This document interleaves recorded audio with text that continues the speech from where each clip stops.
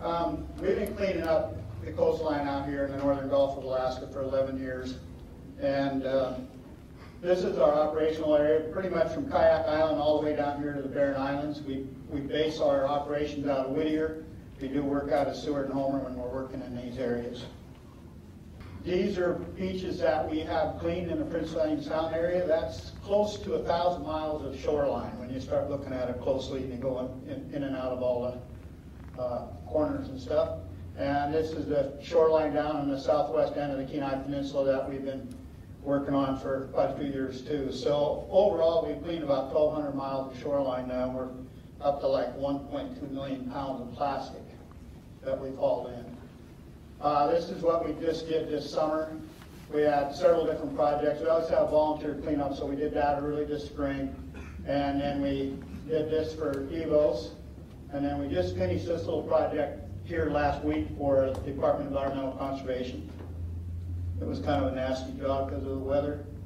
What is marine debris? Marine debris is any man-made or modified item that's thrown in the ocean or tossed up on the shoreline. So that's a broad spectrum. It goes all the way from microfibers all the way up to huge ships. We concentrate on plastic and toxic or hazardous material primarily. We can handle the big heavy stuff. We just don't have the funding or capability to deal with it. The sources, I'll go through a few here. By far, our biggest source is derelict commercial fishing debris, and it's all mostly from offshore and foreign fishing fleets. A lot of this predated the exclusive economic zone 20 years ago. And dealing with stuff like this is very time-consuming and expensive. This is a new one that just washed up this summer. That net there probably weighs 5 tons, somewhere in that neighborhood, maybe more.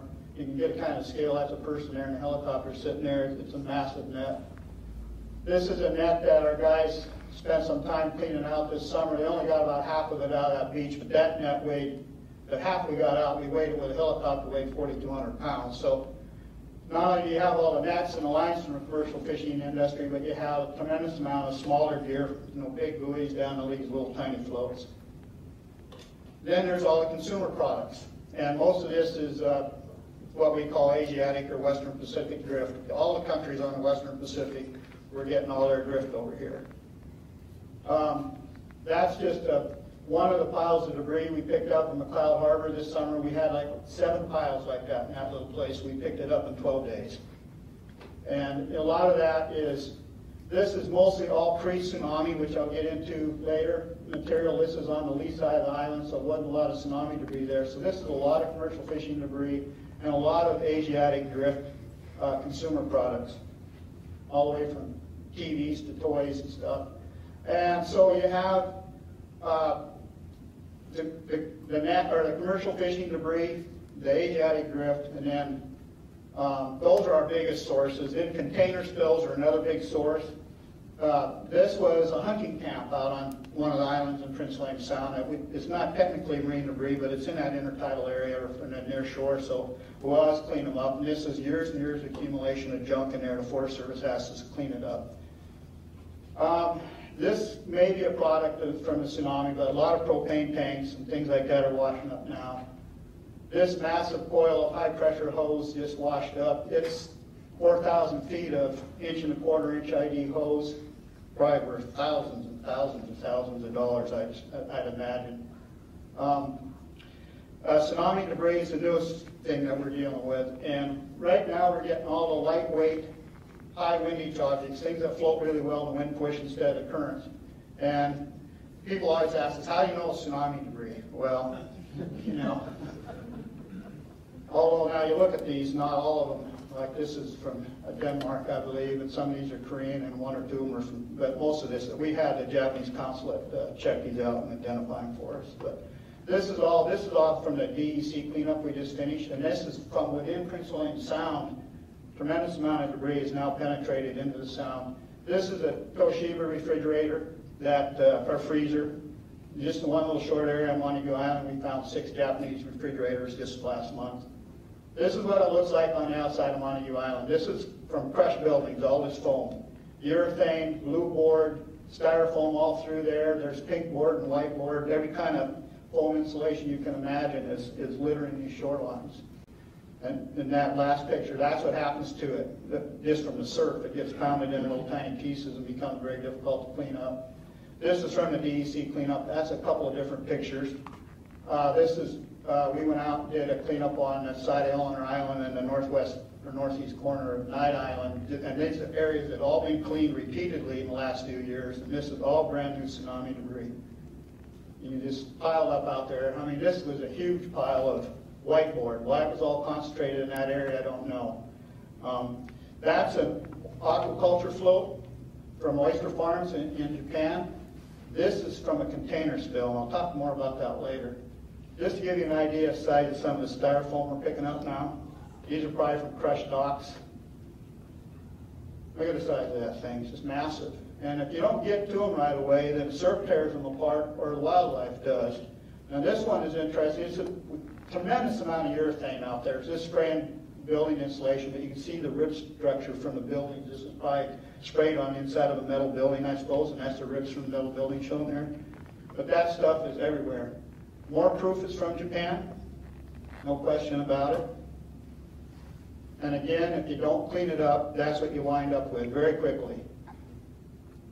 And you know, you can take a big piece of styrofoam and a barrel, do this to it, and then instead of taking it out in 30 seconds, you have 10 hours of trying to clean it up, and then if you look closely, you can't clean it up without actually mining the area. We have a monitoring project in Prince William Sound and Island and Gulf where we clean up all these beaches every year, take everything off and categorize, and we have 140 categories of debris we count and weigh, and we do that repeatedly. So we have a really good sense of what's coming in on an annual basis. We also have monitoring sites out here at Gore Point, and then this is Elizabeth Island that John was talking about, where we have an ongoing research project too. This is Gore Point. This debris accumulated on this little beach right here with just almost all tsunami debris. This is all from last year, because we cleaned this a year ago. And this is what, we picked up 3,000 pounds of debris on this beach, and probably 80% of it was tsunami debris. That's a beach in Prince William Sound, way inside the sound. This is all tsunami debris right here. We're getting all the lightweight stuff. That's just one of what we sitting there sorting through all this debris. It took us 4 days to go through all this debris on this one beach. Another picture of us sorting debris. We got stormed out, so we had to bring it all back to town with us, and we sorted out on the parking lot in Seward. Just to show you a little bit about how different things are now, these are each year for styrofoam accumulation on these particular monitoring sites. Look how it shot up this year. Tremendous increase. Some places a 90-fold increase. Total weight gone way up. Total debris weight's gone up. And then the percentage of debris compared to total weight has gone way up. Or the percentage of styrofoam to total debris has gone way up. These are other high windage objects. Buckets and plastic and bottles, plastic buoys and stuff. Things that the wind would drive really fast and current would. But you look down here and you look at ropes and lines where the wind would have no effect on. It actually went down a little bit this year. So it's pretty clear that this high windage stuff is all tsunami debris, and it got here very quickly, much faster than most people anticipated. Last January, or this January, late January, I think around the 20th or something, this Costco Yokohama container ships spilled 29 containers in the Gulf of Alaska. There wasn't much attention paid to this, but these sprayers were finding all over the coastline, on the outer coastline. And these balls, there's like 6 or 7 different varieties of them, thousands of them all over. And these are fly swatters that somebody stuck in there. Those are all over the coastline, thousands upon thousands of them. I think on this one particular beach, we picked up 1,000 balls.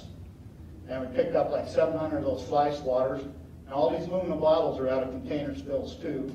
See it right here. This is another site we're sorting out. The question is, why aren't these shipping companies paying to clean this up? You have thousands of miles of coastline that are now inundated with Costco shipping debris, and nobody's doing anything about it. Now, that walker came out of that same spill. We're finding those walkers all over the beaches out there. Every major beach will have a walker on it. And I just saw one of these, exact same one at Walgreens the other day for $80. So there's somebody We don't have cigarette butts, but we have other butts out there. Just sorting out another side. I don't know why I threw that one in there, to tell you the truth.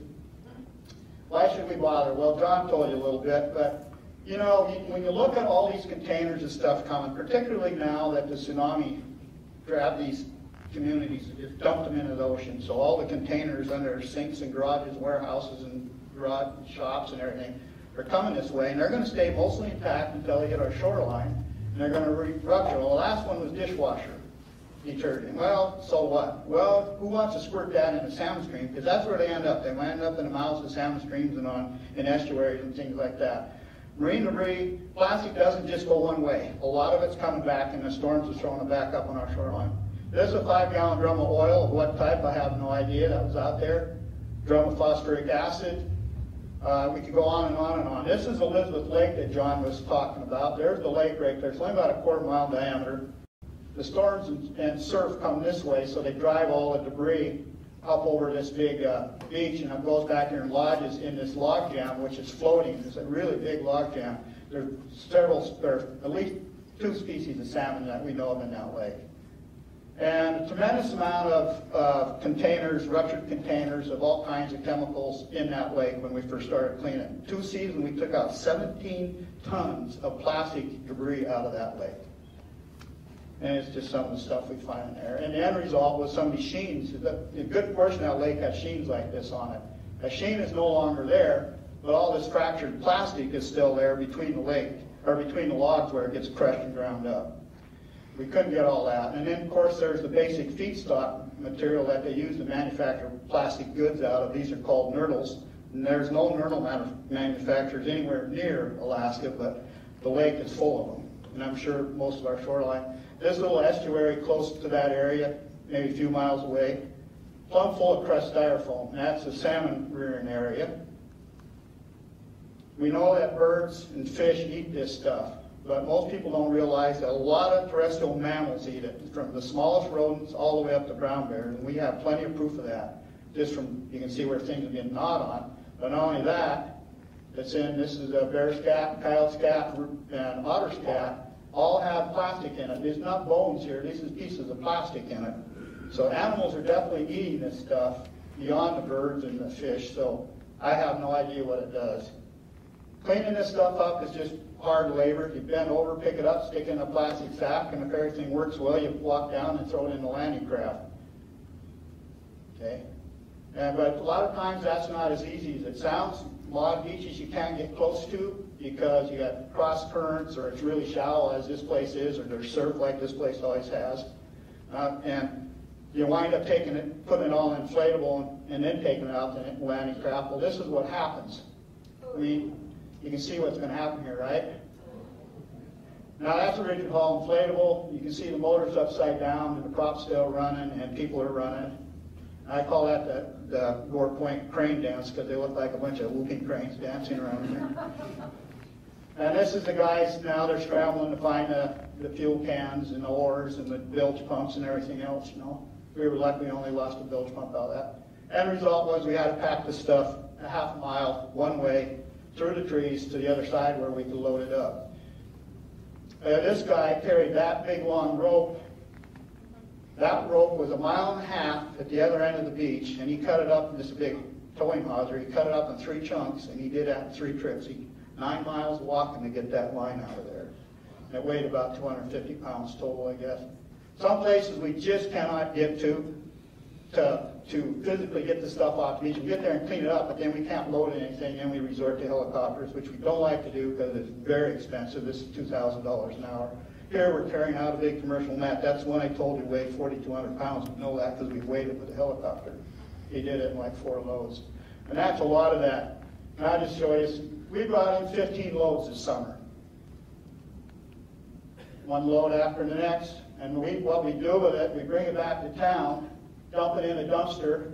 We take out anything that we think is usable and give it to local artists or commercial fishermen, like all the floats, big drums, anything that's salvageable, we set aside and give it to people. Then the rest goes to central recycling here in Anchorage, and they sort through it. This is the last load we brought out just last week, actually, for the DEC trip. These are a bunch of This is all tsunami debris. We picked all this up in 4 days, just an incredible amount of trash out there.